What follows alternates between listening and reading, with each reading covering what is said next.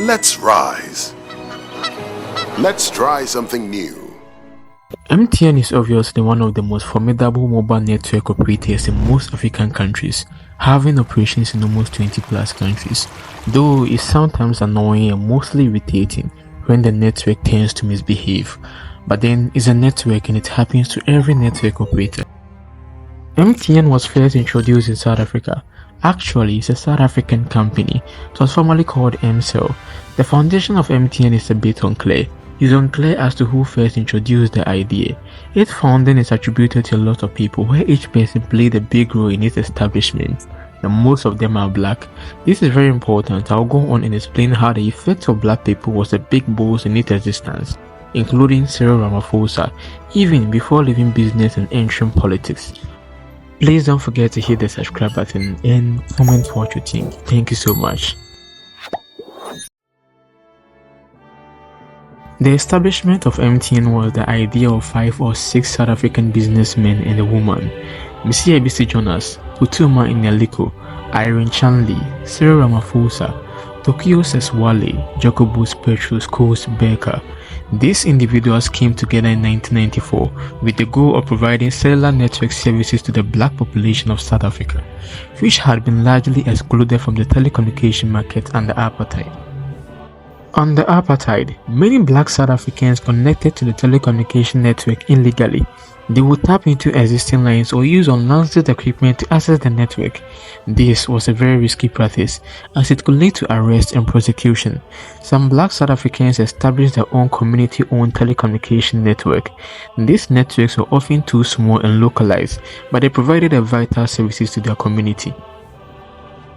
The South African government funded a number of programs to provide telecommunication services to the black population in South Africa. These programs include the installation of public payphones in black townships and the provision of subsidies for black South Africans to purchase telephone. Despite these efforts, access to telecommunication services remained limited for black South Africans under apartheid. The government policies were designed in such a way to keep black South Africans isolated and disconnected from the rest of the country. So after apartheid, the idea of getting a black telecommunication network or network system for all was very vital. In 1994, South Africa held its first multiracial elections. The African National Congress, led by Nelson Mandela, won the election and Mandela became South Africa's first democratically elected president. The founders of MTN were all black South African businessmen who were committed to providing cellular network services to the black community. They saw MTN as a way to empower the black population in SA and contribute to the development of the country. I've already said there were black people whose influence and skin color helped MTN into its existence, but there was a particular white man who went against all the rules of the white community during apartheid. Jacobus Petrus Coase Becker played a major role in the founding of MTN. He was one of the 5 founders of the company and served as its first CEO from 1994 to 2002. Under Becker's leadership, MTN grew from a small startup to one of the largest mobile network operators in Africa. Becker's involvement in MTN was controversial at that time, as some people felt that it was inappropriate for a white person to be involved in a company that was funded to serve the black community. However, Becker's business acumen and experience in the telecommunication industry were essential to MTN's early success. His influence was needed. Coase Becker's name was synonymous to South Africa's media. He was a titan of the industry. Before that, he had co-founded Mnet or MultiChoice, the first paid television services outside the United States as well as other companies. Becker was the founding director for the project. He played a key role in securing the funding for MTN's launch and negotiating the company's license to operate in South Africa. He also oversaw MTN's expansion to other African countries. Becker stepped down as CEO of MTN in 2002, but he remained a major shareholder in the company. He is considered to be one of the most successful businessmen in South Africa. MTN has been criticized numerous times for its lack of black leadership. However, for some time now, the company has made progress in recent years in terms of transformation. In 2021, MTN appointed its first black CEO, Ralph Mupwita. The current president of South Africa was a key player in the initial stages of MTN. He also played a vital role in securing funding and negotiating the company's license to operate in South Africa. The prominent anti-apartheid activist and a close associate of Nelson Mandela, Ramaphosa leveraged his political connection to gain support for MTN and navigate the political landscape during a time of difficult change in South Africa. Ramaphosa was committed to the vision of empowering black South Africans through economic development. He helped to shape MTN's goals and values, emphasizing on its role in contributing to the youth of the country. While Ramaphosa was involved in the company's early stages, he later stepped back from active involvement. As his political career advanced, he was serving as the chairman of the board of directors for MTN.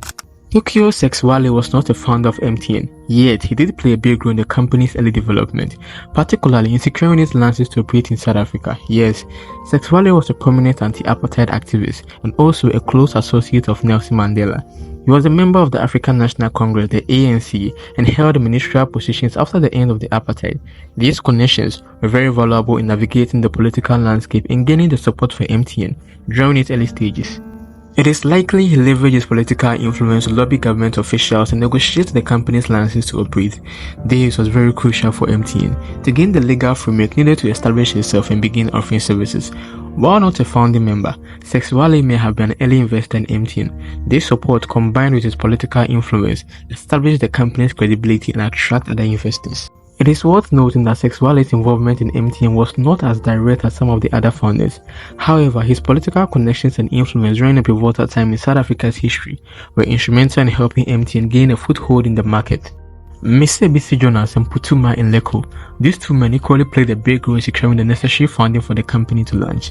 They leveraged a network of contacts and knowledge of the financial market to secure funding from a consortium of investors including the South African government. Irene Chanley first made a mark in the African business community as a negotiator for South Africa's National Union of Mine Workers, where she spent 13 years coordinating various divisions of union operations. She went on to become an executive director for MTN Group, which is obviously Africa's largest telecommunication company. Under her leadership, several African countries and Middle Eastern countries, including Nigeria and Iran, were connected into MTN's network. Chanley is a former trade unionist and a businesswoman from South Africa. MTN is currently a major player in the telecommunications industry, operating in 21 countries across Africa, the Middle East and Europe, thus Iran and Cyprus respectively. As the largest mobile network operator in Africa with over 280 million subscribers, the company offers a wide range of services including voice call, data, mobile money, and a digital service such as music streaming and video on demand. MTN continues to expand its reach in emerging markets, particularly in Africa. The company is investing heavily in digital transformation, including the development of new technologies such as 5G and the Internet of All Things. The company is committed to social responsibility and has invested in initiatives to promote education, healthcare, and economic development in communities where it operates.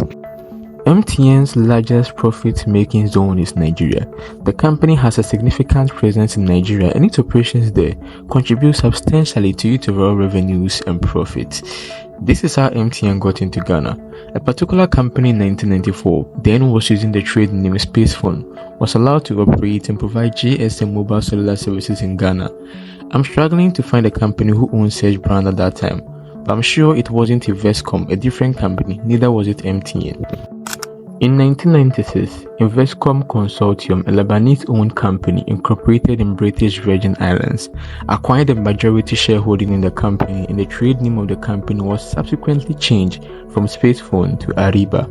In 2006, MTN Group fully acquired Investcom Consortium and also subsequently changed the company's name to Sancon Limited as a subsidiary of MTN to operate their network in Ghana. The company's trade name was also changed from Ariba to MTN. So basically, MTN was created particularly for the black community in South Africa during and after the apartheid. MTN has over the years evolved from its origin as a company specifically focused on empowering black South Africans during the apartheid era. Its focus has shifted towards a more business-minded approach, driven by market pressure and a global expansion.